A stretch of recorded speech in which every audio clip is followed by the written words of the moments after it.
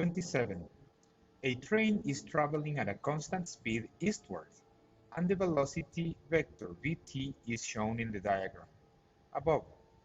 The velocity vector vc of a cyclist moving at a direction of 15 degrees east of north is also shown. Which of the following vectors could represent the velocity of the cyclist as seen by someone on the train? Talking about relative velocity always involves having a clear idea of the different frames of reference that we need to discuss. For example, the velocity of the train in this situation is a velocity relative to the ground. The velocity of the cyclist is also a velocity relative to the ground, and we wish to discuss what should be the velocity of the cyclist relative to the train.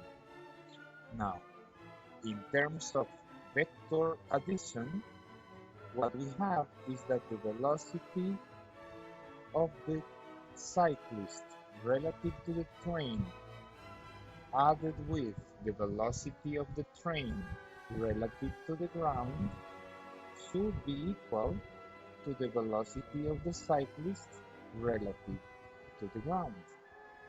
Or in other words, the velocity of the cyclist relative to the train should be equal to the following difference: velocity of the cyclist relative to the ground minus velocity of the train relative to the ground.